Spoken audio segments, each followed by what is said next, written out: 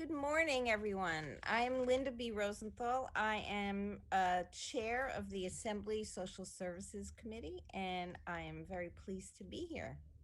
Since this is my first hearing as chair, and I'm eager to hear from everybody about the Community Services Block Grant Program.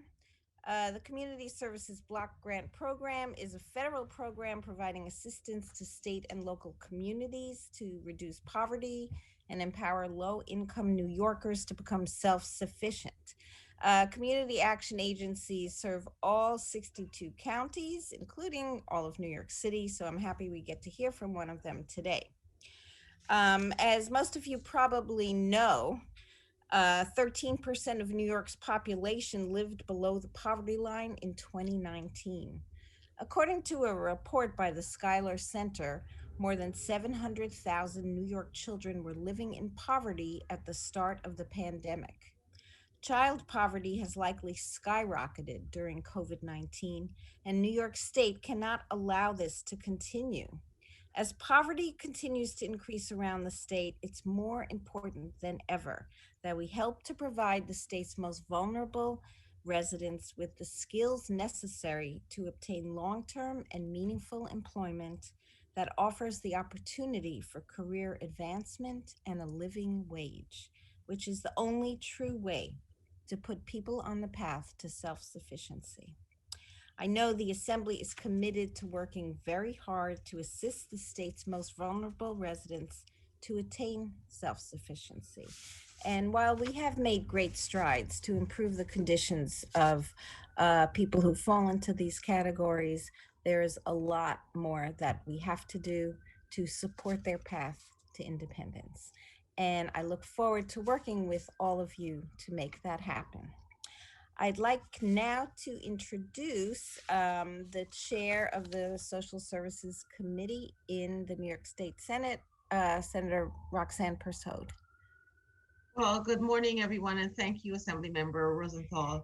I am Senator Roxanne Persaud, the chair of the Social Services Committee in the Senate, and I represent the great district of District 19 in Brooklyn. We're here today to hear from community action agencies and practitioners from across New York State regarding the Federal Community Service Block Grant Program that funds a broad range of locally tailored anti-poverty programs. New York State's allocation is approximately $64 million out of nearly $720 million. The CSBG falls under the auspices of the New York State's Department of State, and DOS is currently preparing for their annual funding application to the U.S. Department of Health and Human Services. So, I'm eager to hear from the local agencies as well as New York State Community Action Association, which coordinates activities across the state and serves as the Office of Community Service Region 2, lead agency for representing New York, New Jersey, Puerto Rico, and the U.S. Virgin Islands, all the exotic places. While this is my first time conducting this hearing, I have several years of experience working with CSBG programs because prior to me being a legislator, I was a member and then the chair of Neighborhood Development Board 18, which is under NYC Department of Youth and Community Development. And I was also a member of DYC, these CAB serving for St. Francis College as a representative from the public sector at St. Francis College. So I am honored that we're having this and so we can hear exactly what is being done with the funds that are allocated to the organizations across the state. And after even that, in 2016, when I was elected, I've had the opportunity of touring across the state, meeting farmers, healthcare workers, etc., across the state, from Brooklyn, we know Brooklyn, Utica, wherever it is, there is this great need. All New Yorkers need safe, affordable, and permanent housing. All New Yorkers need access to transportation, whatever it is. And so we're here today just to hear your input and what you're doing as we continue to fight for all New Yorkers to make sure that their lives are better after we came into their lives. We will continue in the Senate to fight for funding to ensure these things occur. Thank you all for being here today, and I'll now turn it over to Senator Liz Krueger. Thank you very much, Roxanne. Thank you for having participating with you in this hearing. You know, I also, before I was a senator, I ran not-for-profit social service organizations in New York City for 20 years. So I, in fact, did receive community service block grant funds for a number of programs. And what's, I think, particularly important about these funds coming from the federal government is that they allow for and recognize that different communities have different needs at different points in history. And so having the flexibility of being able to provide government funds to communities and even at the neighborhood level of exactly what they need is really crucial, because government doesn't always turn on a dime, and we're, you know, more responsive, I think, in the macro than in the micro sometimes. But in fact, real life people with real life problems need direct assistance where they are and where they're coming from. So I am, you know, I think probably like all of us, we always feel there's not enough funding and it isn't going far enough. But I am very impressed with the results from community service block grant funding throughout the state year after year. So thank you for giving me a few minutes to speak. Thank you. I'd like now to introduce Social Services Committee Ranker, Assemblyman Matt Simpson, for an opening remark. Well, thank you. As a new member, I'm very much interested in participating in this public hearing and learning more about this program.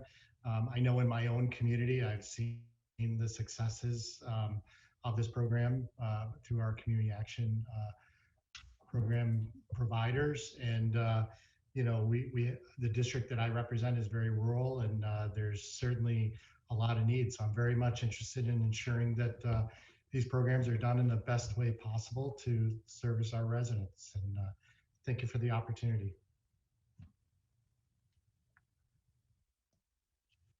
Okay, Assembly Member Persaud, you want to introduce your ranker?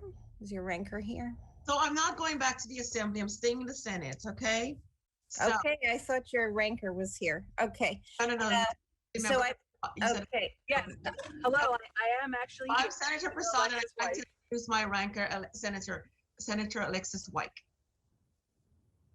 Good morning. I'm glad to be participating. Thank you so much for having this session. You know, this is an interesting time. I did a Farm Bureau tour yesterday, and I see more and more how many communities are in distress. This has been a very difficult time in the last year and a half, and our communities are truly stressed to the max. So to be able to make sure that we have the assistance that we tried so hard to provide during session, to make sure that it gets approved by the governor and it passes, is going to be very important. And really to bring so much awareness to how many communities that don't typically struggle are struggling now, and so many of our struggling communities are struggling even more. So this is a great opportunity. So thank you for hosting this today. Thank you. We have three other Assembly members, 3 or 4. Let me introduce first the ranker for the Government Operations Committee, Assembly Member Michael Lawler. Good morning. Thanks for having me. Looking forward to the opportunity to hear the testimony. I represent one of the more diverse districts in the Assembly. And so community development block grants are critically important to a lot of my municipalities, and many of which have taken advantage of them over the years, but certainly continue to need support. As Alexis just pointed out, the last year and a half has been a great challenge for many of our municipalities and communities. And so these programs are incredibly important to help ensure that projects are moving forward and that we continue to build and grow our communities in a positive way. So looking forward to the testimony. Thank you. Thank you. We have Assembly Member Andy Goodell from the Social Services Committee. Would you like to make a statement? Great to join you. Okay. Still tired from last week. Okay. Where he participated avidly on the floor. Assembly Member Pamela Hunter of the Social Services Committee would say hello. Hi, good morning. It's good to be here and good to see my colleagues. We thought there would be a little reprieve, and there's not.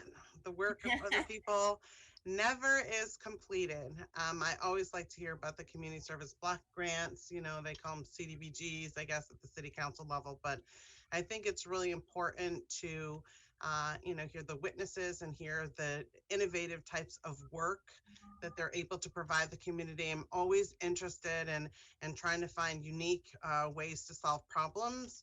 It seems to me that there are many programs in the community that just get refunded and refunded and refunded. And quite frankly, the situations don't change. So when you're hearing somebody want to try something different, especially I just came from a ribbon cutting for our new substance abuse treatment center. They have room for 300 more patients than they were having before. That leaves well over 1,000 people they can see, and they expect to meet that and actually exceed.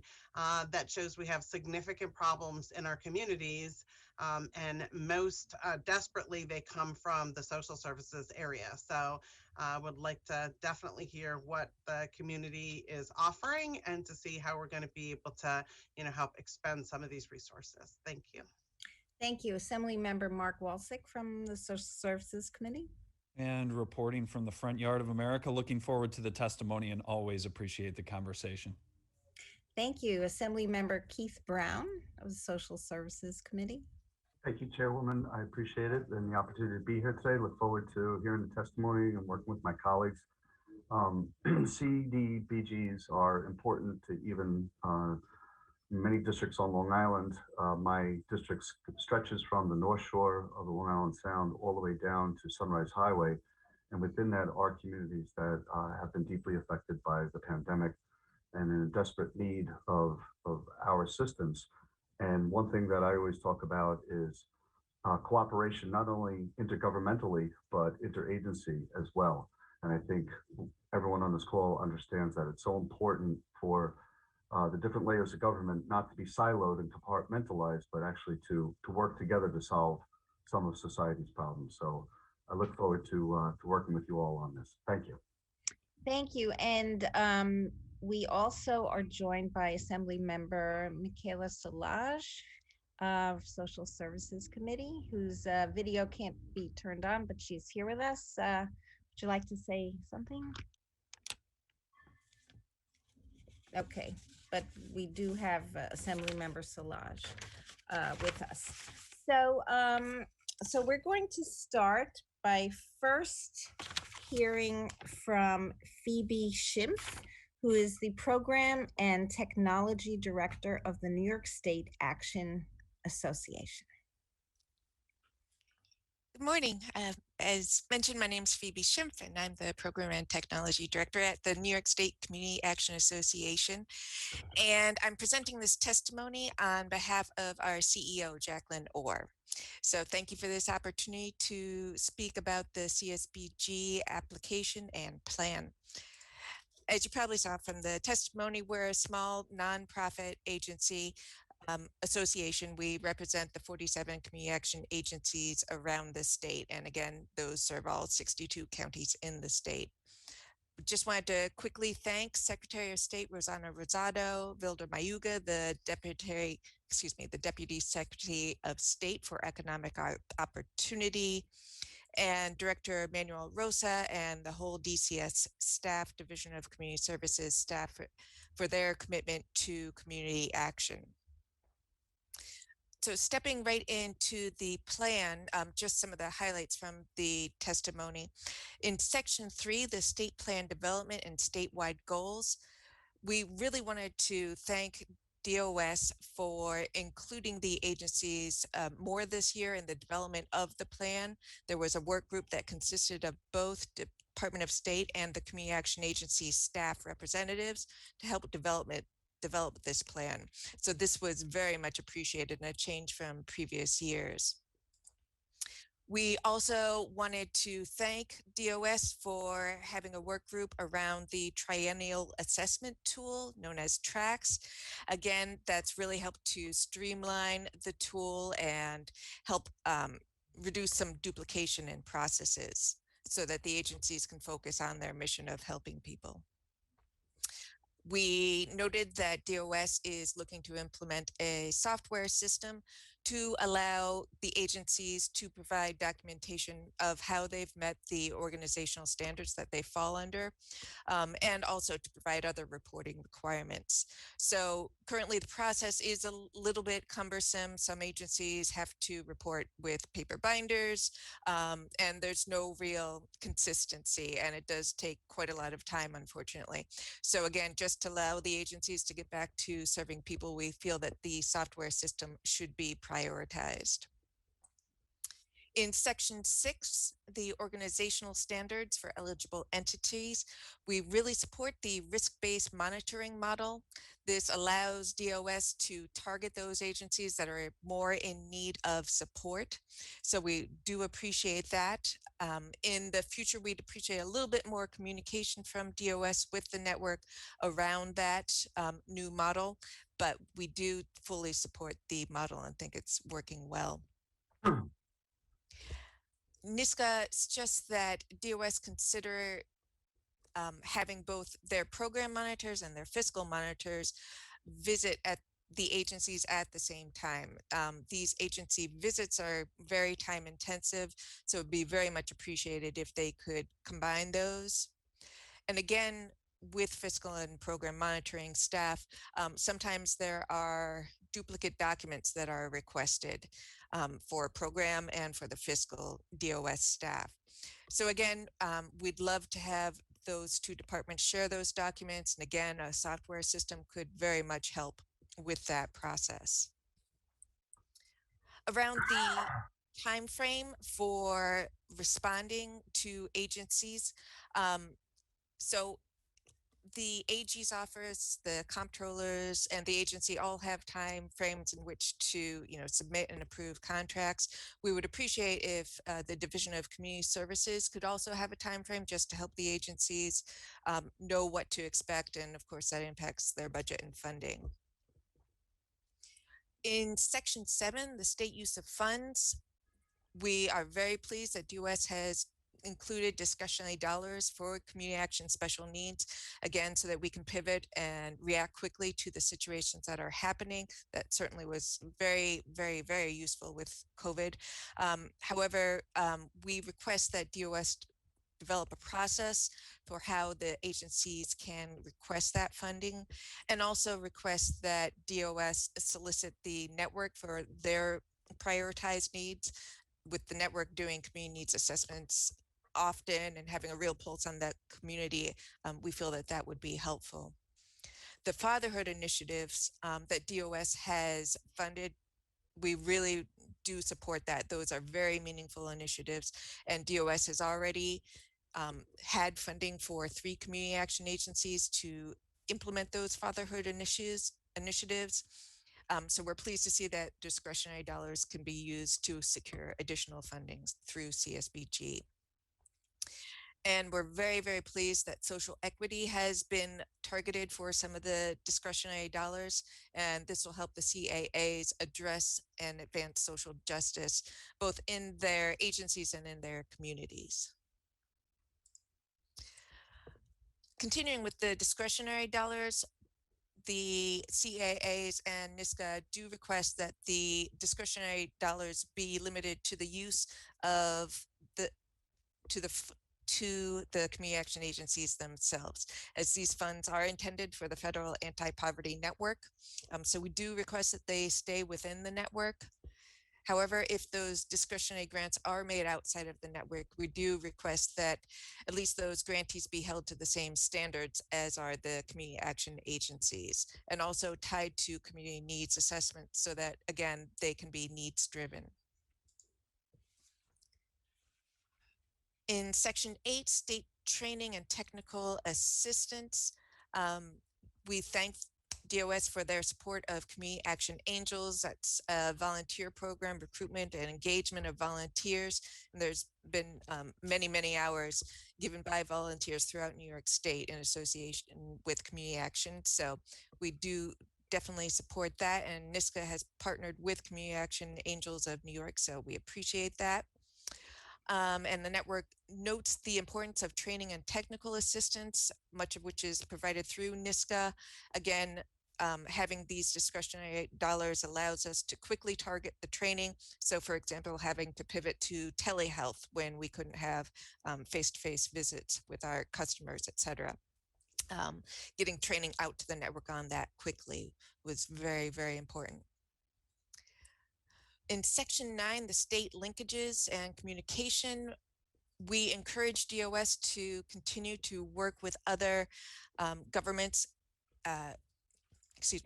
departments.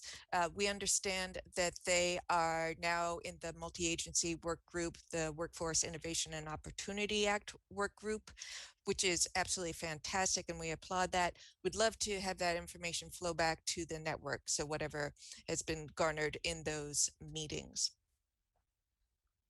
And then finally, just a few additional comments. The NYSCA and the network firmly support the Minority and Women-Owned Business Enterprise Initiative. In some regions, it is a little bit too tricky to adhere to for sometimes. So for example, in upstate, there are agencies that have local vendors who have supported the local community action agency. And so agencies are having to move away from those vendors to vendors outside of their communities.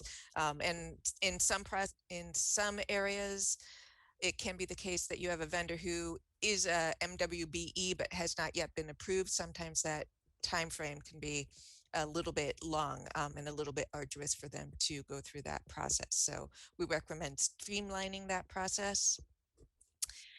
And then finally, we hope that the CSBG Advisory Council will review this state plan semi-annually to make sure that we as a network are meeting the goals and the processes outlined. And with that, I just want to thank you again for the opportunity to offer our comments and recommendations on the state plan. Again, Jacqueline Orr couldn't be here today, but she really does appreciate the opportunity to give you our feedback on this state plan, and we look forward to collaborating with DOS in the future. Thank you. Thank you so much. I'd like to ask you a couple of questions and see if the rest of the panel has any questions for you. During the pandemic, which we're just coming out of, have you noticed an increase in poverty, and in what ways have you tried to address that? And going forward, do you think, and I've seen this in other areas where people knew perhaps anecdotally about wide ranges of problems with poverty and other issues, and COVID sort of lifted the veil, and now we have an opportunity to address those areas. Could you speak to that? Sure, definitely. So our agencies really, they went right out there and started to deal with the COVID's impacts as much as possible. So as I'm sure you know, there are many, many people who are just a paycheck away from being without an apartment, being homeless, et cetera. So for example, one way that the agencies pivoted is due to, you know, obviously the social distancing rules and things of that nature. They implemented around, you know, food. They had food pantries go into parking lots, and they offered drive-through services. They also started delivering in partnership with local restaurants who might have used something like Uber.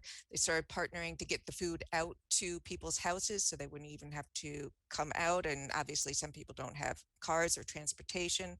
They worked with their transportation to help deliver people to where they needed to be. For services that needed to be in face-to-face, they quickly converted, you know, waiting rooms, et cetera, to comply with COVID standards, and found ways to have people come in when they had to. And they also found innovative ways, like that. They were all of a sudden prolific in the use of Zoom and other tools to meet with customers who needed help in any variety of areas. And as I'm sure you know, not only was there an increase in poverty, but also things like domestic violence, et cetera, also grew. So many of our agencies have domestic violence programs and prevention.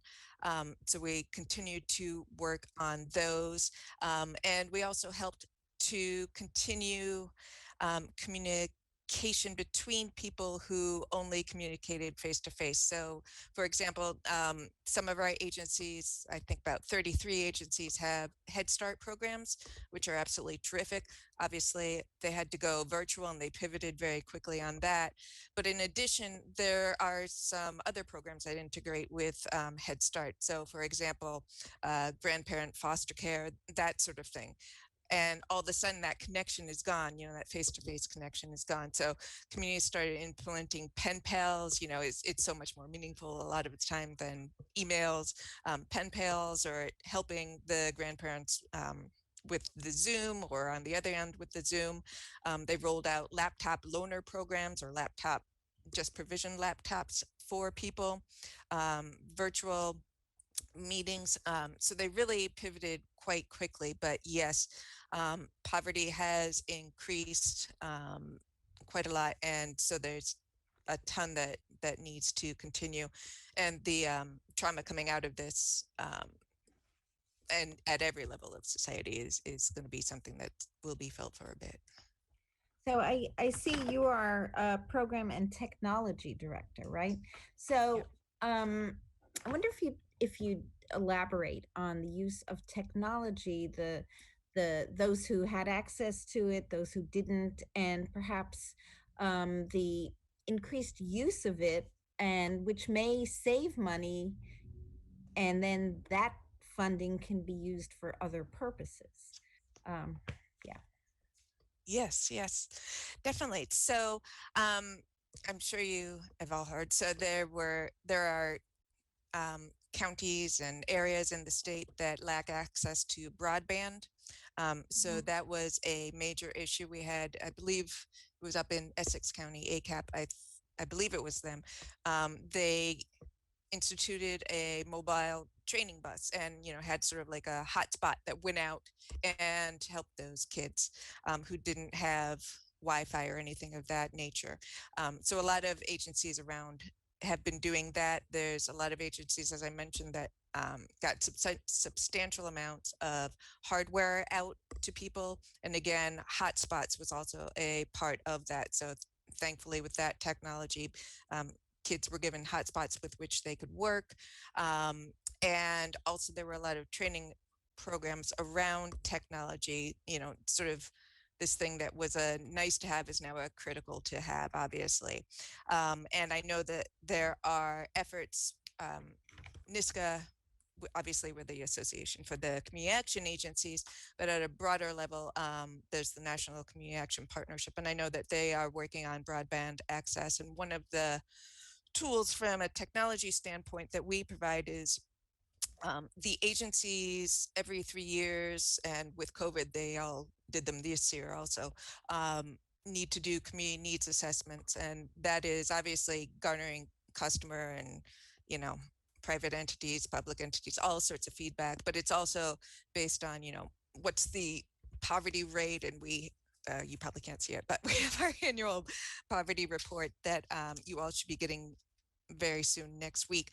But not only do we want the traditional poverty markers, but we also need to start including things like access to broadband, because that is a critical need these days. So that's one of the items that we're pulling into our needs assessment tool, along with social equity and equity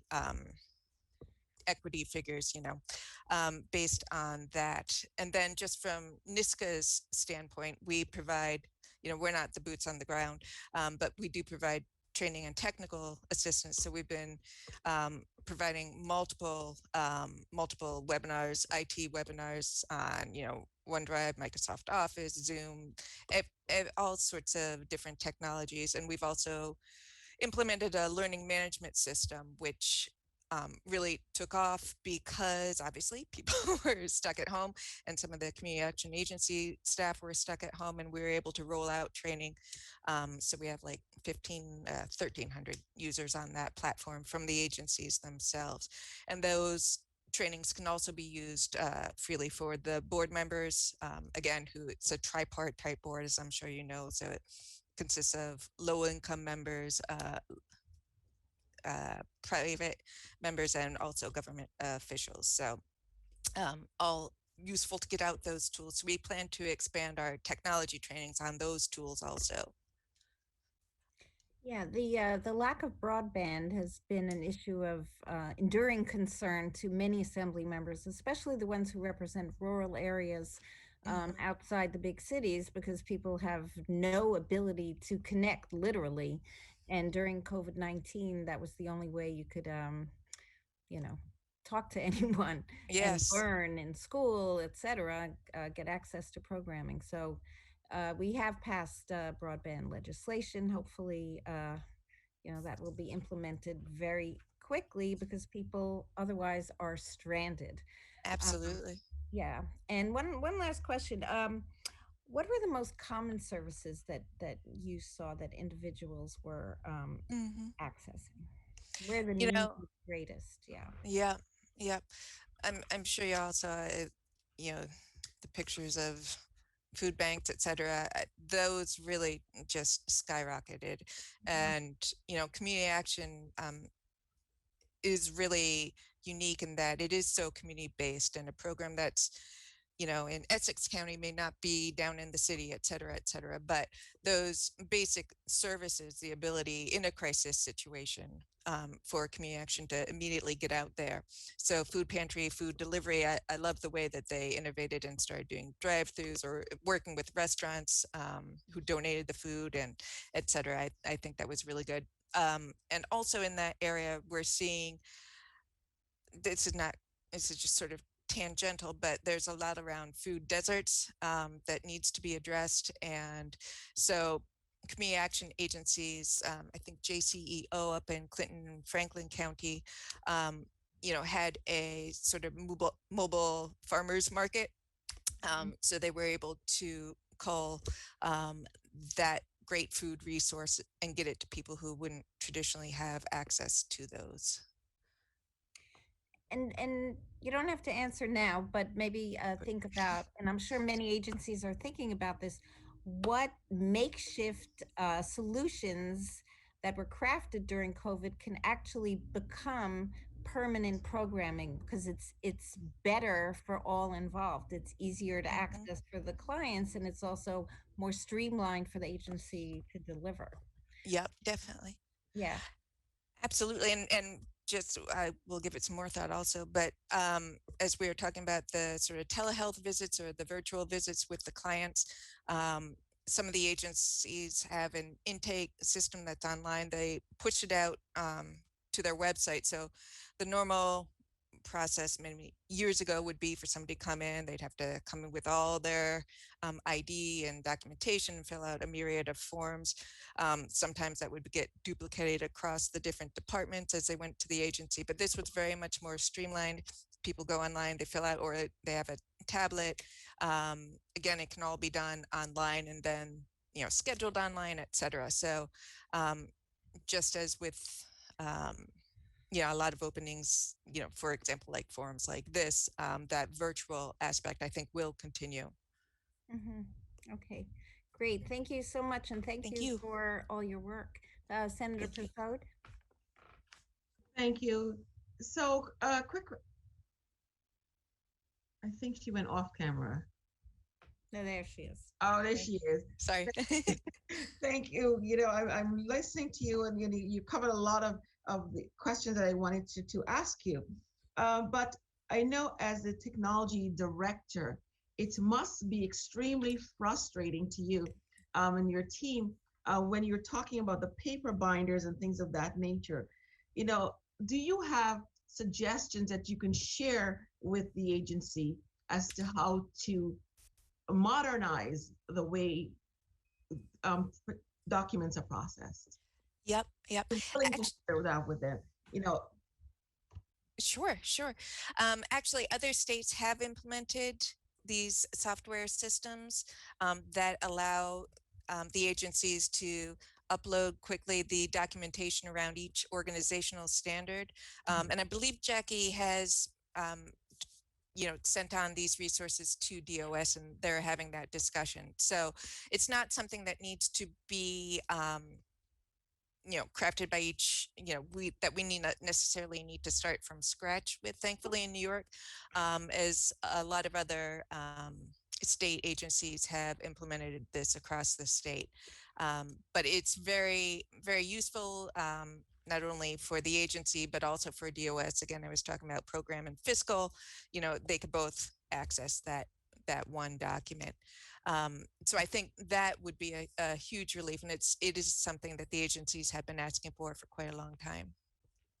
That is great. Too often we hear, the cumbersome process and the duplication of submission, paper submission. So that would be, a great thing for us to do. I read that there was a report from April 2021, a New York State poverty report that ranked Kings County as number one. It's ranked number one by population and number two by percentage, trailing the Bronx as the poorest county in New York State. Can you address that?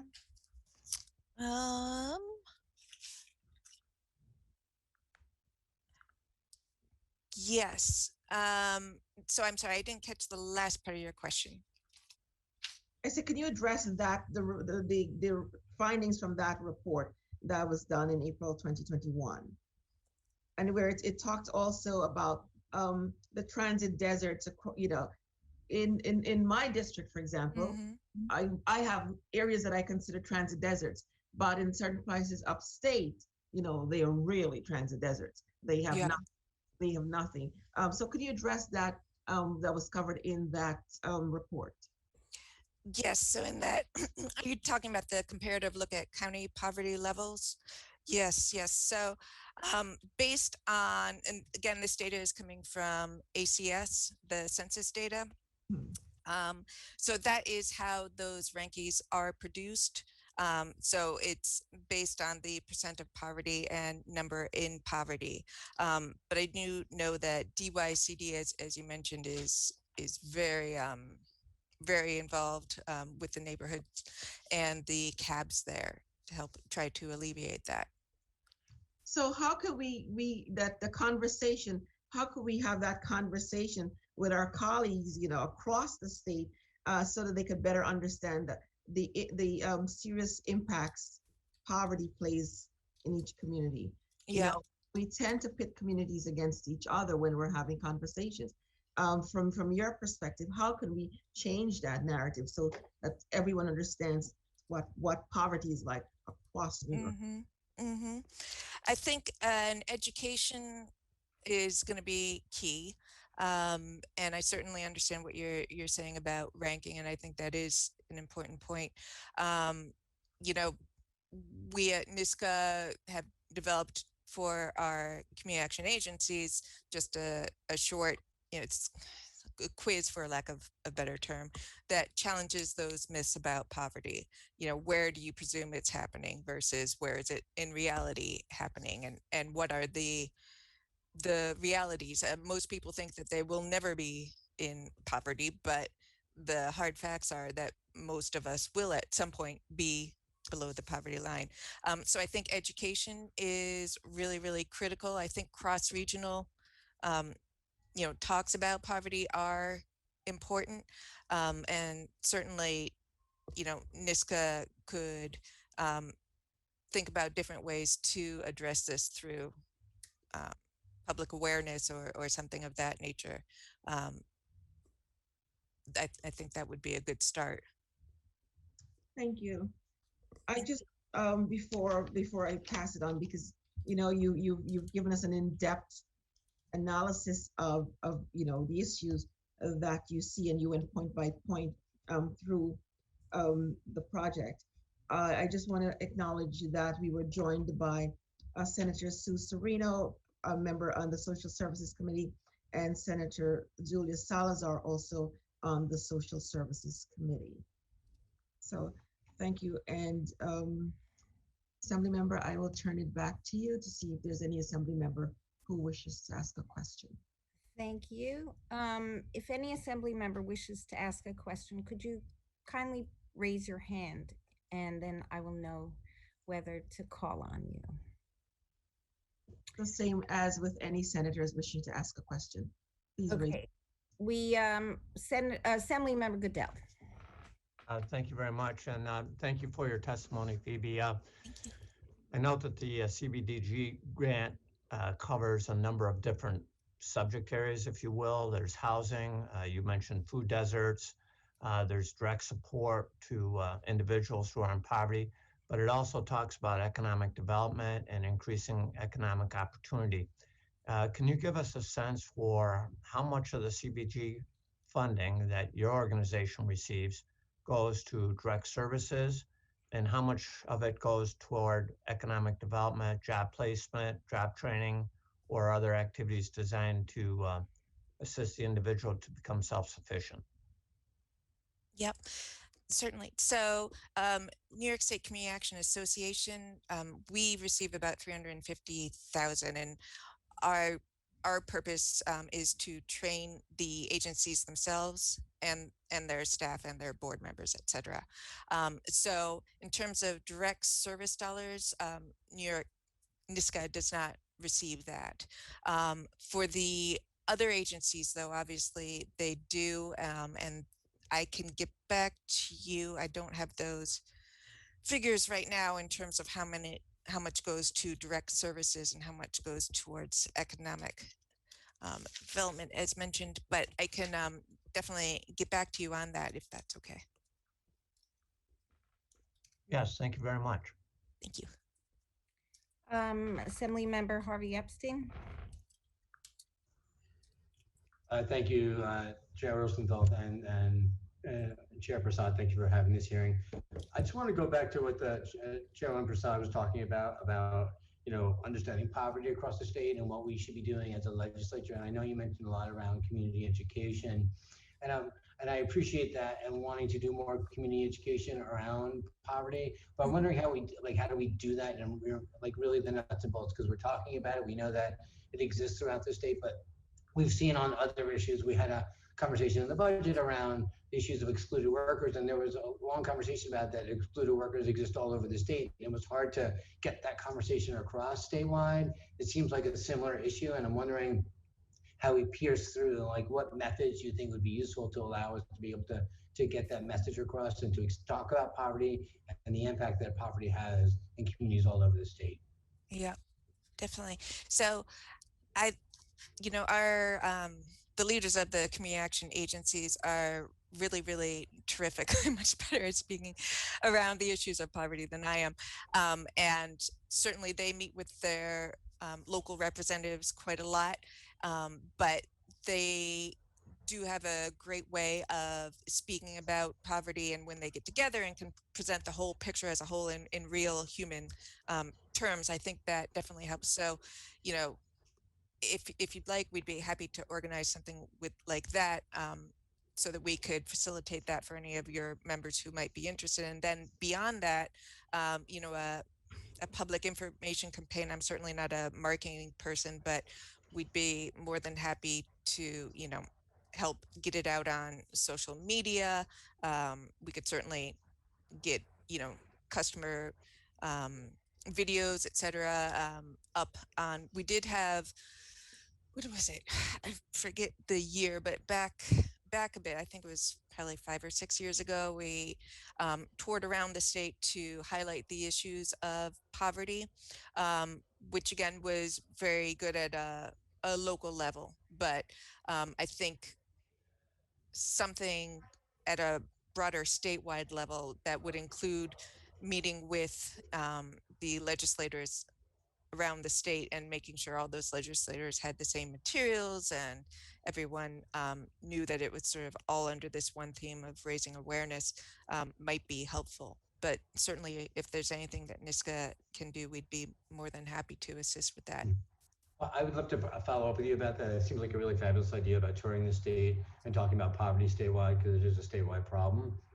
Yep. Maybe offline we can talk more about that, and we can hear about what you did and what lessons can be learned, and maybe things that we can be working on going forward. Because obviously we support the issues of getting the education out there, because we need to have solutions for know the problems before we can craft those solutions for those problems. Right, definitely. Great. Thank you, Madam Chair. Thank you. Actually, Phoebe, I think as chair of the Social Services Committee and with so many Social Service Committee members on, perhaps we can arrange for a more in-depth briefing later down the road. That would be fantastic. We'd love that. Thank you so much, and thank you for all of your work. Oh, thank you. Pamela, Assemblymember Hunter, I see your hand is raised. Just a brief question. I think we are going to be on the precipice of this housing cliff that will be coming very soon. And I've read articles that the federal eviction moratorium is ending at the end of this month, and many different states are not prepared, and that the processes they have in place, the money is not rolling out, even though they have money, the money is not rolling out like it needs to. The reason New York State extended the eviction moratorium was for exactly that reason, relative to making sure that it gives us ample time to get the money out the door. And I don't know if you have any update on if the money's getting out the door, and what will happen for a good chunk of the population that will not be eligible for any of these rental monies, and where are they supposed to live? We're having instances outside of New York City where landlords aren't letting apartments. Apartment rates have increased, and I absolutely understand the predicament that homeowners and property owners and landlords are in, not having received monies. I get that I understand that wholeheartedly, and that's not part of this part of the conversation. I'm just trying to figure out what happens with your agencies when these folks will not have affordable, air quote, place to live when this cliff happens. And it will come, even with this multi-millions of dollars available for rental assistance, it will come. What are the agencies planning on doing in order to assist families that will be homeless? They will have no place to move to. Yep, definitely.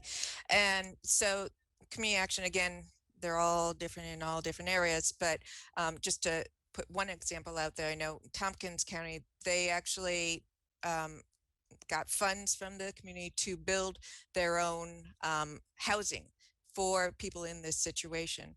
And I believe SCAP during COVID was working with low-income people who were being threatened with eviction, telling them about the legislation and making sure that they weren't being taken advantage of in that way. So I know it's definitely on all the agency ED minds, and a lot of them already have programs. They certainly see that expanding, I believe, as this crisis begins to hit even more. One other thing is that there was, through the Community Service Block Grant, as I'm sure you all know, there was special CARES funding, and that CARES funding allowed for people who met 200% of poverty rate to receive services. However, I believe that that level changes in September back to 125%, which is, as you mentioned, unfortunate, because then people are perhaps not qualifying. So that is an area, but I can triple check on that, but I believe that is the case. Yeah, I just want to make sure there's many things that can keep us up at night, and this is the issue that is the white whale that keeps me up, because the folks literally will not have places to move to. And we know what those properties look like that are affordable. And we worked really hard. And I hear what you're saying about the multi-millions of dollars that all of our municipalities, especially the big cities, got. And, you know, they're like, let's, you know, build new houses on, you know, old zombie properties or old blighted properties. And they, you know, spent a lot of money on demolition. Well, you know, I would take this from the book of Mr. Goodell, you know, that the cost benefit, you know, analysis is not good. They're building a house for $300,000 and selling it for 120. And this is the conversation we're having. And especially with the lumber prices now, these aren't being built like right now, though. I mean, this crisis was in the making for, you know, it's over a year now. And so even in my city, I live in Syracuse, they are planning on building houses, but there will be a gap compared to, and they're building the houses first before they're building apartments, which I don't agree with. But anyway, so they're building the houses first. They're building them for $300,000. They're going to sell them for like 120. You know, hoping to work with folks to be able to, you know, be homeowners in a situation. And we've had problems with that transition as well. But again, that near-term situation, I understand that they're building, but the near term between what's being built compared to what is available, I just don't think that we're getting it done relative to having that imminent conversation. And we cannot, you know, keep extending this moratorium forever. We have to be able to solve this problem. So I would bump up this to on top of broadband, on top of transportation, I would bump this up to the absolute A1 top of the list. Yeah, definitely. Thank you. And yeah, if we were to have a more in-depth meeting, I think it would be great, obviously to involve NISCA, but also some EDs from the agencies who can speak specifically to their housing programs, because I know they have a lot of great housing programs, you know, many of which are apartments, et cetera. And on the other end, the agencies also are highly involved in weatherization. So those low-income people who do own homes, who might be going cold in winter, et cetera. And there's a lot of money flowing into that program to help people with electrification, et cetera. So we're thankful for that. But definitely, housing is going to be an issue. Excellent. Thank you. Thank you so much. And we'll be in touch. Great. Wonderful. Thank you so Thanks. much. Okay. And next we go to representatives from the Mohawk Valley Community Action Agency. And we have Patricia Dema, Foster Parent Director of the Mohawk Community Action Agency. Is Amy Turner here? I'm speaking for Amy as well. Okay, and Chloe Wood. Are you speaking for her as well? No, Chloe's on. She should be on. Okay, great. Chloe Wood, classroom aide of Mohawk Community Action Agency. Okay, Ms. Dema, take it away. Okay, I'm going to start. I'm speaking for Amy first. So Amy Turner is our Community Action Executive Director at the Mohawk Valley Community Action Agency. And I'm actually sitting here in Utica, New York, which was already mentioned on today's conversation, which was neat. So Amy says, thank you for the opportunity to provide this important testimony about the Community Service Block Grant Program and the positive impact it's had on communities across New York State. She's the Executive Director of the Mohawk Valley Community Action Agency, a board member of the New York State Community Action Association, and a Region 2 representative to the National Community Action Partnership and Board of Directors. So first, on behalf of our agency, she would like to acknowledge Manuel A. Rosa, Director of the Division of Community Services with the New York State Department of State. He has been very active in our network and committed to providing the best opportunities possible to low-income families in our communities. Thank you for your hard work and passion for community action. The Mohawk Valley Community Action Agency provides a variety of services to low-income people in Oneida and Herkimer counties, which includes the city of Utica. Our agency has an annual operating budget of approximately $18 million. And we employ 250 plus full-time employees here at Mohawk Valley Community Action Agency. We have 24 different sites. We have proven a record of fiscal accountability and transparency evident by our annual audits and available via our website for the public to review. The CSBG program funds have enabled our agency here to create a central intake process and create a model of service integration for all families. This enables families in our service area to easily access to our resources and opportunities in the community. The CSBG funding defines who we are as Community Action Agency. It sets our mission to help people living in poverty as a whole agency. The organizational standards were developed to ensure the entire agency is performing at a level that will produce the results. We use CSBG funding for capacity building for the whole agency and not just CSBG funded staff. In fact, we have very few staff funded completely by CSBG. As stated, our services are integrated and our funding is as well. We should be allowed to use CSBG to support any activity the agency needs related to the organizational standards. It's very important that grantees have a significant role in development of a management plan. This is very important to the success of the program and the grantees. The network has over 50 years of experience creating and shaping programs for their local communities, and they should be actively involved. We encourage the Department of State to continue efforts to solicit meaningful feedback on a regular basis from the grantees. As I just heard you speaking to Phoebe and asking for more information, this year's the plan was released after the regional meetings, not allowing for all grantees to hear directly from the Department of State on the changes of the plan. The network also received only a 1-week notice for this legislative hearing. This does not provide ample time to present testimony. The plan states that grantees will be provided 3 weeks to complete their contract package. Although we do not know approximately when this process will be the time frame, it is not long enough to plan thoroughly and review with the board of directors. A longer time frame is recommended by Ms. Turner. We strongly recommend discretionary funding only be available to existing eligible entities, resulting in an amendment to their contract if selected. We did not recognize any CSBG funding in the consolidated funding announcement. We support that effort to not allow CSBG funds to be part of that competitive process. New York's most vulnerable families will be best served by maintaining the growing existing network of eligible entities. These community action agencies have been in existence for several years and are in touch with the changing needs of the communities. Offering CSBG funding to other CBOs has created unnecessary competition locally with established partners, especially during difficult financial times and scarce resources. Providing these resources directly to the eligible entities would result in more effective outcomes. There are too many priorities listed as discretionary funding. These should be prioritized to maximize impact. The description of services and activities in this section, 7.9, should be expanded to allow for innovative pilots.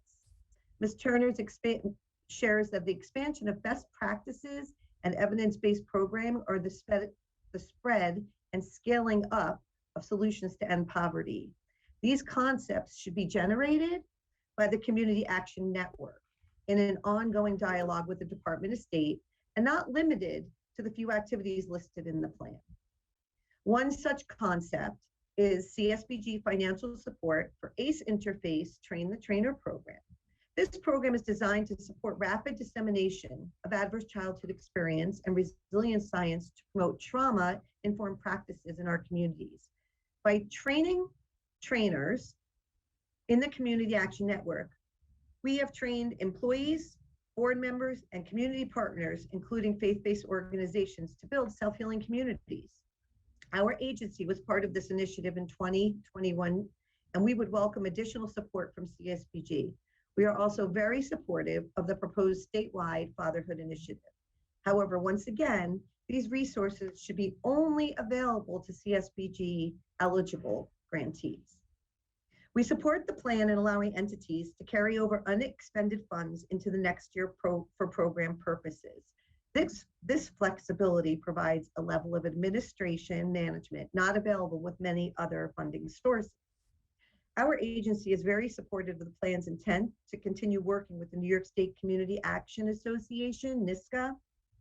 The association provides valuable support, training, and technical assistance to the network of agencies through New York State.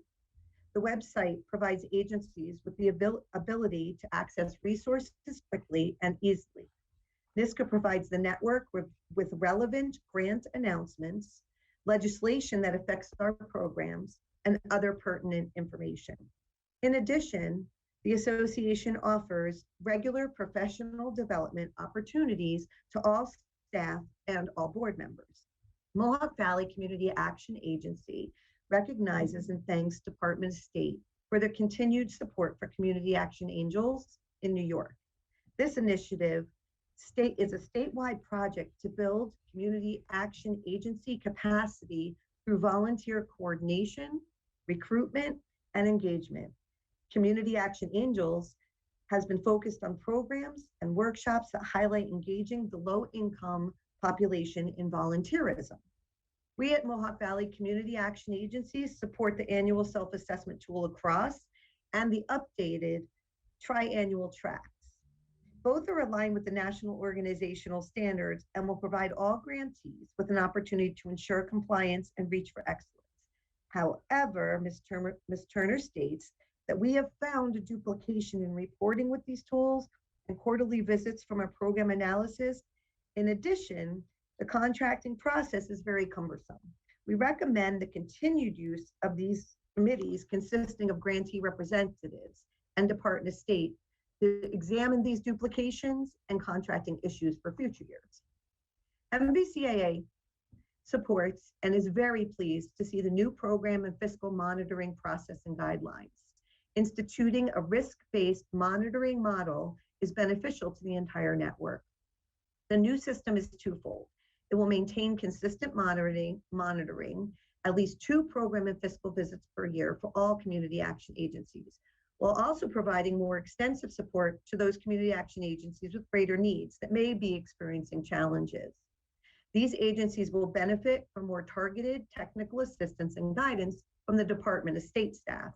The risk-based monitoring model also clearly represents a more effective and efficient use of a limited number of Department of State program and fiscal staff. Please consider removing the MWBE requirement from our CSBG contracts. This is federal funding that would not otherwise be subject to this requirement in other states. Although we support the intent of this requirement, it is especially burdensome to upstate grantees were qualified MWBE businesses are not readily available. We encourage the Department of State to continue the work on developing strong partnerships with other state agencies to promote the strength of the Community Action Network service delivery system and community engagement initiatives. It would be amazing if other funding became available through the state, specifically targeted to address poverty, that it would be distributed through the Community Action Network. In closing, she would like to extend her sincere appreciation to the Secretary of State and the staff within the Division of Community Services for their commitment to this valuable program and their support to community action agencies across the state. We are fortunate in New York to have such outstanding leadership that stays on the cutting edge of the new initiatives that ensures the effective and successful implementation of the CSBG program. So that was Ms. Turner's statement. Okay, thank you. And I think we'll go next to Ms. Wood for her testimony, and then we'll ask questions to you both. I also have a statement for myself as well. Oh, you do? Okay, go ahead. Do you want me to do that first? Yes, please. Perfect. Thank you so much. Okay, so my name is Patty Dema, and I'm speaking on behalf of the Mohawk Valley Community Action Agency and the New York State Community Action Agency Network. So I want to begin by thanking New York State Department of State for using the CSBG funding to improve the lives of those in poverty. So studies have proven that adverse childhood experiences, ACEs, affect children by changing the neurons in their brains and thereby changing their mental and physical responses and development. It is also proven that by building resilience around the children and their families who are experiencing trauma, these effects can be greatly reduced.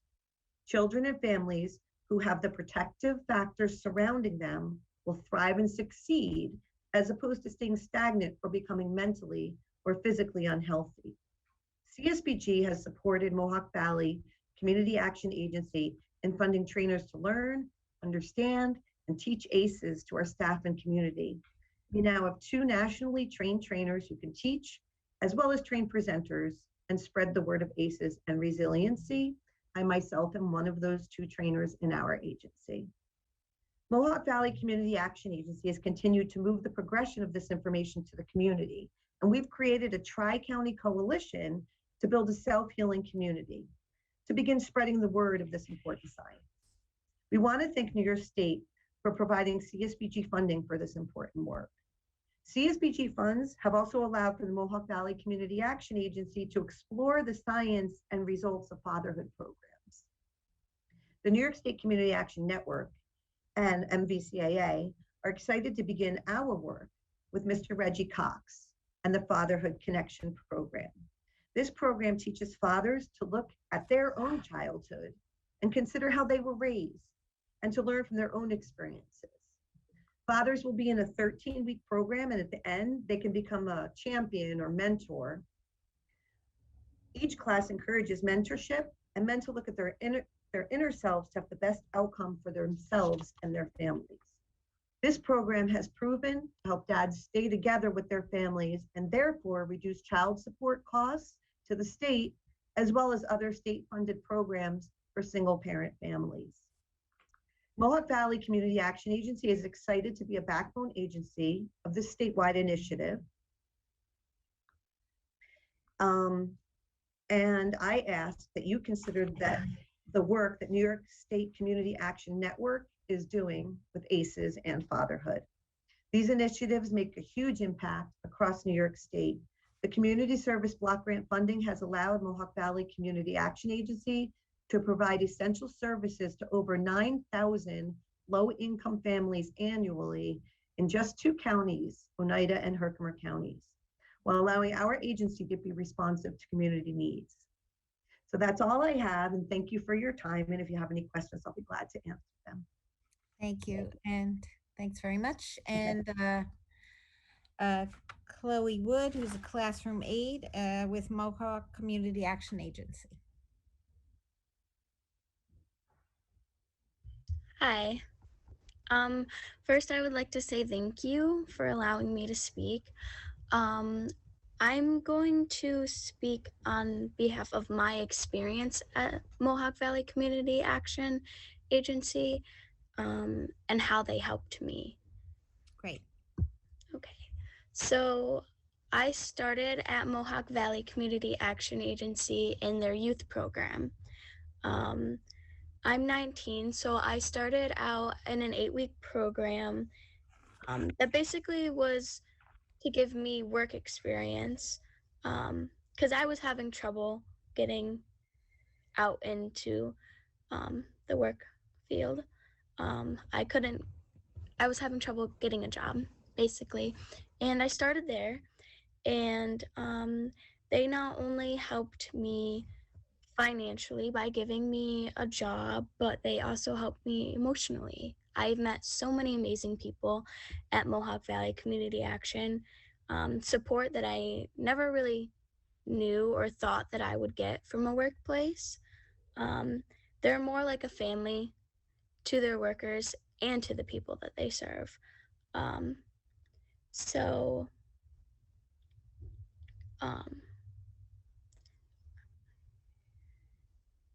Sorry. You're doing well. So I started out in the office before I became a classroom aide, so I can see what they do as a whole. And the things that they do for their families are truly amazing. They go above and beyond. And I think that is so important. Also, I want to add to what Patty was saying about ACEs. It is scientifically proven that the families that we encounter they are in this end this cycle because of the trauma that they have endured, whether it was in their childhood or whatever, really. But the biggest thing that, like Patty said, resiliency, and the protective factors, which are a lot of the community services that we provide, but it also starts with therapy too. I want to throw that out there too. Which that's a service that we don't have quite yet, but hopefully sometime in the future, because that's what ends the cycle. The protective factors is what ends the cycle. And that's really all I have to say. Thank you.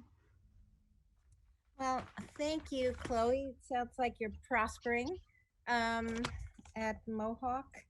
And thanks for your testimony. I'm going to ask Ms. Dimma, I'm pronouncing it correctly? Yes, you are. Okay. Thank you. Some questions. And you testified on behalf of Amy Turner, right? The That executive. is correct. Yes. Okay. So I was struck by one comment you made that we should not have an MWBE requirement. As you might know, MWBE requirements and the need to have MWBE programs and hiring across the state is a priority for this legislature. And I wonder if you could go into the thought process behind the request to eliminate it, because if you don't demand something, you will never achieve it. And saying that it's, cumbersome or it doesn't attract people means if you don't require it, it never will. And we're about trying to make this state more equitable and have opportunities for everyone. So I wonder if you could respond to that on behalf of Amy Turner. Yes. So what I would like to say is just in upstate, our area is a little bit different. We don't have as many people and organizations. We're just spread out more. We have a lot more cows and things like that than you do in the city, which just I think is what Ms. Turner was speaking to, that when you put restrictions on something like that, then it's harder for us to find those matches. I would contend that if you don't have those requirements, you will never attract a diversity of people to move to those areas, since there won't be specific opportunities. And perhaps there needs to be wider advertisement, greater outreach to ensure, because there are MWBE eligible people across the state. It's not just in New York City or other urban areas. So perhaps we can work out a way to have greater outreach so that those requirements can be filled by companies that are in that category, because I know they exist throughout the state. And I would vigorously oppose eliminating that category, because if it's not achieved, it's because there hasn't been enough education or outreach in the community that these grants are available. I will pass that along to Ms. Turner. Yes. Okay. Great. And I wonder if you would answer about some of the new challenges you faced when trying to provide services during the pandemic, and any lessons you've learned that can be applied going forward. Okay. So I'm the foster grandparent director for Mohawk Valley Community Action Agency. My program places grandparents in classrooms with children that have exceptional needs. During the pandemic, many of the schools didn't want that connection. They didn't want the extra people. Everything became virtual, and seniors have a harder time. We did connect everybody virtually, but still, it was a little bit harder. We do all the pen pal things, we definitely connect. But one of the things that I feel would really help our state is if the information about ACEs and trauma-informed care practices really became part of our language. Because then I think that teachers, educators, law enforcement, anybody dealing with folks in our community would understand that having an extra additional person like a foster grandparent or like a resource worker or anybody who could come in and provide a social resource to people will help provide, like Chloe and I were both saying, those protective factors, which is really what is going to help eliminate a lot of the struggles people are having. I can use Chloe as a perfect example. When you don't have somebody to turn to, you feel lost. And then when you find the right organization, like Mohawk Valley Community Action Agency, who treats you with trauma-informed care practices, we can really wrap those resources around people. So one of the things in my personal program, we were concerned with senior suicide rates during the COVID pandemic. So we made sure that we stayed in constant contact with every one of our volunteers. And across the board, our agency has really become much more focused on outreach to our clients than waiting for them to contact us. There's a lot of follow-up. There's a lot of making sure that emotional support is there. And as I said, I feel like if we can really share the science of adverse childhood experiences and building resilience around these families, we're going to see a lot more movement towards people finding their way out of poverty. So what Chloe said about therapy or mental health services, what is the extent of that and the need for greater resources? Yeah, so in our agency right now, we're going the route of educating all of our staff and the community at large on trauma-informed care practices. Mental health and trauma-informed care practices are hand in hand. So what we're trying to do is not only will we recommend for somebody to go get personal counseling services, but as we're doing it and treating someone with trauma-informed care practices, you're helping them find their own self-efficacy. And they're finding with you things they're good at, things they feel strong about, things they feel passionate about. And we build that resilience underneath them, which helps their mental health.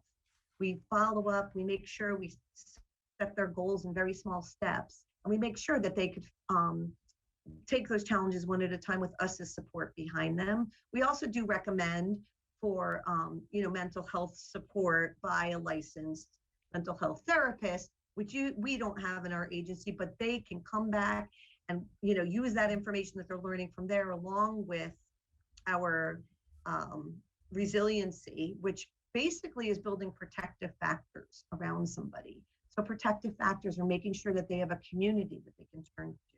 They have peers that they can turn to. And if they don't have anybody outside of our agency, then we will be their community and their peers to help find, what are you good at? What are you strong at? What would you like to work on? And then we'll connect them to the correct resources and stay with them the whole way. Some of those resources may be the mental health resources too. Mm-hmm. All right.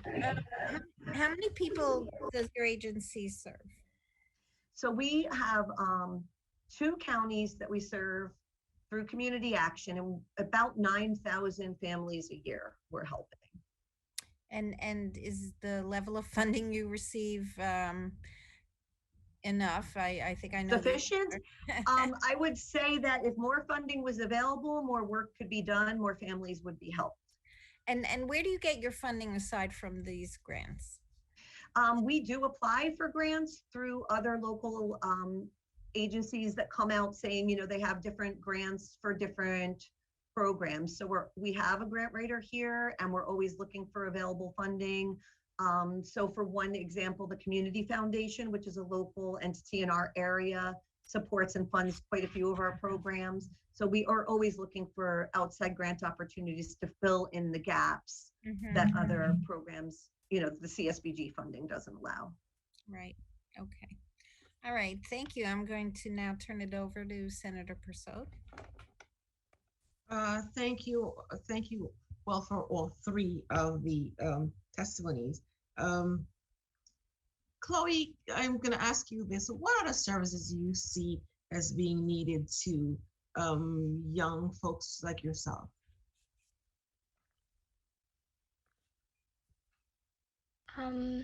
Like, I definitely know that from my experience, the youth program does work. But if we're talking about like kids in the city or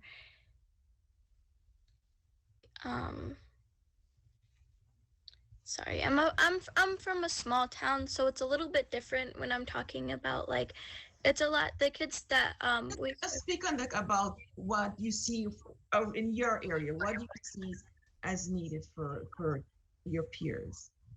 Okay. Definitely more connection. We're very isolated where I live. We're not diverse whatsoever. The kids that I go to school with or went to school with and my friends, as hard as it is for me to say, they're very close-minded. They don't know much about what is outside of our small town. So maybe more exposure, maybe more opportunities to get out to see the world a little bit more than what our small town has to offer. Okay. And so, Ms. Dema, can you address that? What do you think CSBG funding could do to help what Chloe has just said? Absolutely. So we do have quite a bit of rural population that we work with. We do a lot of outreach. We definitely travel to all the different communities. We work with all the different school districts to try to make sure that they know that we're here. So as they're finding students that are struggling, they can send them our way. We also are doing a lot of community needs conversations. So as we're doing those, we're finding really important topics.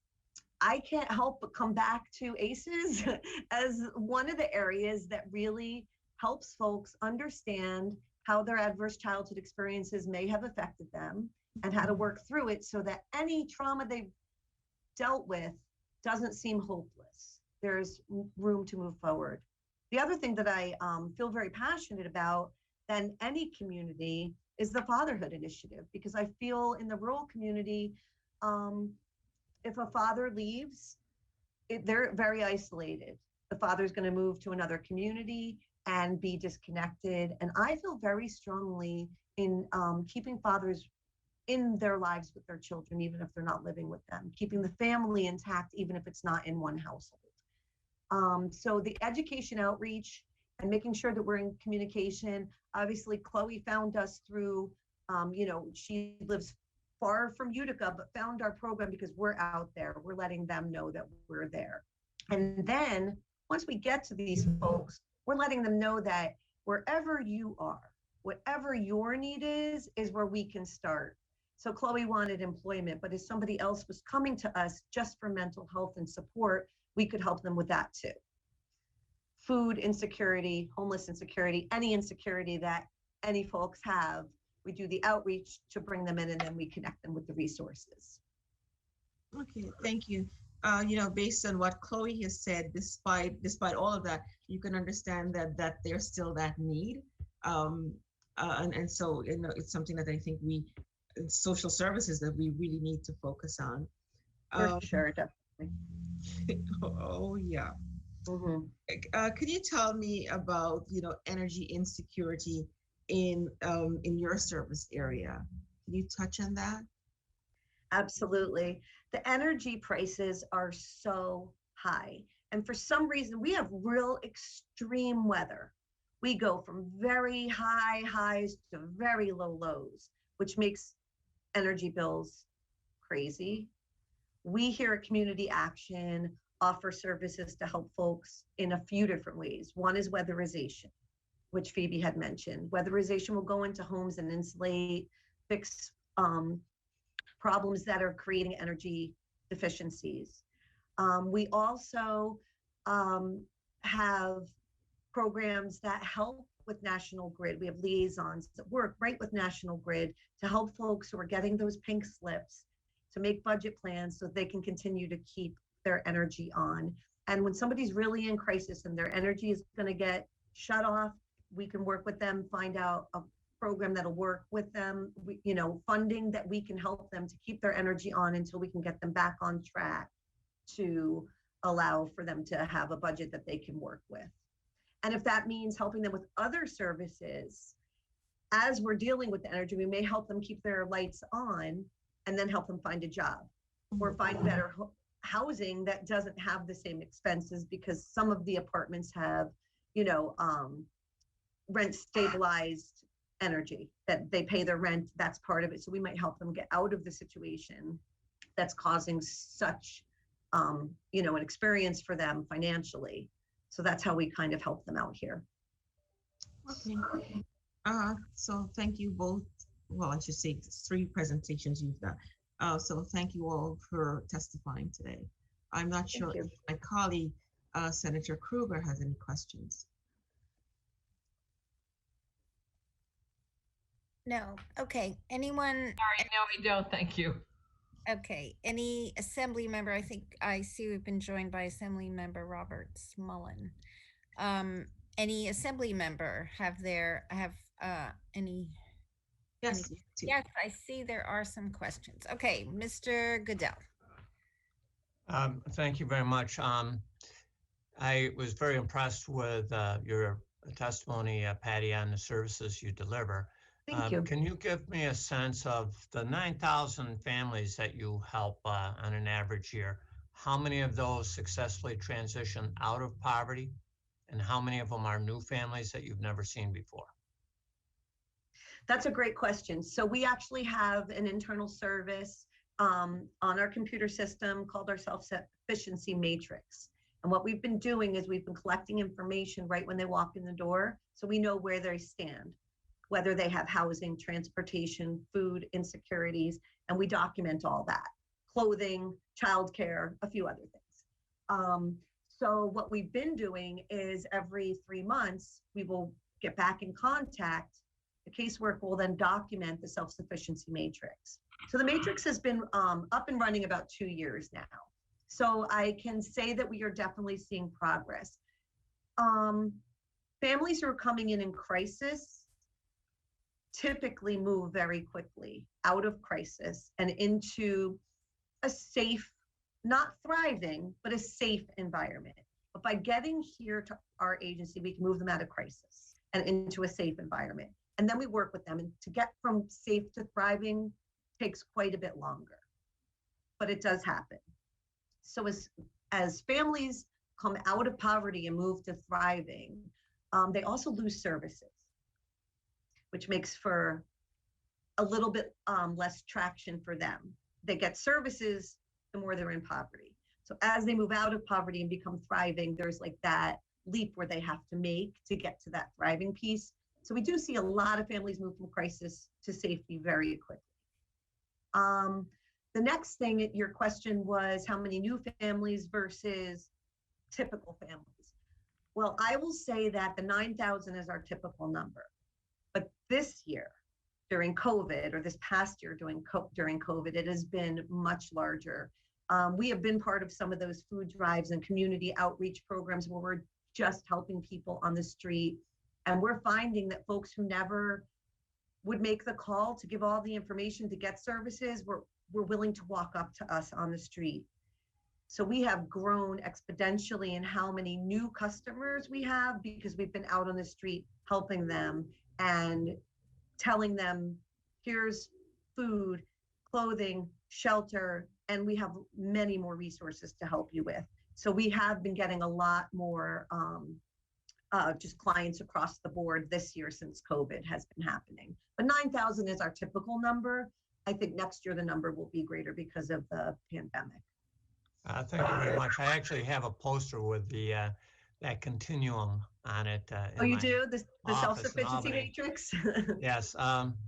Can you, at your convenience, would you send us or send me certainly that data? I'd be very interested in seeing the Yeah, data from your 2-year analysis. Thank you very much. sure. Yeah, if you would send that to the Social Services Committee, and we will distribute it to everybody on the committee. Thank you. Absolutely. Thank you. Thank you so much. And great. And now we have Assembly Member Walsick. Thank you, Madam Chair, and thanks for having the hearing today. Ms. Dema, you mentioned a lot of the program work you do in electrification and weatherization and that sort of thing as we're working towards that in New York State. And also the testimony prior to yours that you so eloquently delivered talked about some of the challenges with MWBE. Do you find that those are the areas that it's the most difficult to find contractors that are minority or women-owned business enterprises? Yeah, I would definitely say that, well, now that I've been schooled a little bit, maybe they're out there and we need to do better outreach. But at the same time, I do know that has been a little harder for us to find those businesses to work with in our area. We have a lot of large corporations helping people here, and the small businesses tend to be not the social service businesses. So when you're dealing with contractors, is it generally subs? Are you working with a larger company and they're trying to find subcontractors and they're telling you it's difficult to find the MWBE requirement and they just don't bid, or how does that work on your end? Yeah, so that's exactly what's happening is we're not getting the bids for the contracts, and most of the contractors we have are white men, for lack of a better, that's who's coming in for those bids. And so I really, I heard it. I heard the outreach piece. Maybe we need to do a better job of letting the women-owned businesses know and the minority-owned businesses know that, they can apply for the contracts. But out here, it's just been hard because we don't seem to have as many putting in bids for the contracts. And then on weatherization and electrification, is there a move for homes that you have that impact on away from gasification, or are we continuing with natural gas appliances and that sort of thing? So it seems to me that if somebody is having a removal of their gas, that they're going to other natural sources, but that they're not encouraging it unless there is an issue. How do you mean? What kind of issue? So if somebody is having an issue that the line isn't set or working correctly, they may come in and suggest a different type of energy for them. But for the most part, they're dealing with what they have. Nobody is coming in and changing the type of energy that they have. I don't see that out here. Well, and obviously you got a pretty cold climate in the winter, and you were talking about heat benefits and benefits. We have extreme weathers here. Yeah. Extreme. Our blizzards are tremendous. Our heat is very high. So weatherization is a huge issue out here. And one of the issues too that we have found with weatherization is they don't replace windows and doors and roofs. They do insulation, but if you have a broken roof, insulation in a broken roof only helps part of it. So that is a little bit of the issue too, is that some of the homes are falling into disrepair because our weather is so hard. Our homes fall into disrepair faster, and then the weatherization programs can only provide insulation and a few things that it does help reduce their energy bills, but not really enough to help them fully. Well, and that's kind of my final question, and a little bit where I'm working towards. Have you successfully electrified any home completely, eliminated their dependence on natural gas, even for heating? And then what does that look like in the energy bill? And does that impact the benefits that they can get in that energy bill that's probably gone up? Yeah, so our weatherization program, I am not sure if they've ever done a full transfer, but I can definitely find out for you and get that information to you. Yeah, I'd be curious to know if. Okay, for sure. I'd be glad to do that. Yeah, appreciate the testimony today too. Thanks for taking the time. Absolutely. Great job, Thank Chloe. you so much. Thank you. All right, I think we've heard from everyone who is on deck to speak at the hearing, and so I think we've learned quite a lot. I'd like to thank you, Chloe, for doing a great job, and I'm sorry, I just see Assemblymember Smullen raised his hand, so go ahead. Unmute yourself. I'm sorry, I just turned my video on, so I didn't have a question. Thank you very much. Okay, well, thanks for joining. So once again, thank you, Chloe. It's not easy to be out here speaking with a bunch of legislators, so good for you. And thank you, Patty. And thank you, everybody, for presenting and my colleagues for participating. I think we learned a lot. I think there are issues that we will delve into based on everyone's testimony today. And I'd like to ask Ms. Persaud, would she like to make a closing remark? Again, I would just like to thank everybody for testifying today. Chloe, great job. I know you were nervous about it, but you did fabulous. Don't worry. You can come back and present to us at any time. Thank you very much for what you've said. To my colleagues who are here, thank you for taking the time to come and join this important conversation. I just want to again acknowledge Senator Serino, Senator Salazar, Senator White, and Senator Tedesco is here also. So thank you all very much. Okay, well, that concludes our hearing. Thank you, Assemblymember Goodell, Assembly Ranker Simpson, Assemblymember Walsick, Assemblymember Smullen, Assemblymember Brown, Assemblymember Hunter, Assemblymember Solage, Assemblymember Epstein, and I think that's the cast of members. So I'd just like to ask Senator Krueger to give her last comment. You know, I've been fairly quiet this morning because the social service chairs were doing such an excellent job drawing information out. I just again want to remind all of us that there are an enormous number of groups throughout the state of New York who get the CBGB Community Development Block CDBG funds every year, and that there's a real diversity of those. And I come from New York City, where the funds all go through a specific city agency for distribution, so it's a little different than in the rest of the state. But I know that these funds are crucial in every community. And so thank you, chairs of the Social Services Committee, for being on top of these issues and making sure we all stay informed when we really are needed to do something. Thank you. thank you. And thank you also to the staff of the Social Services Committee in both houses for your great work on this hearing. Yeah, they're the ones who coordinated this. Thanks again.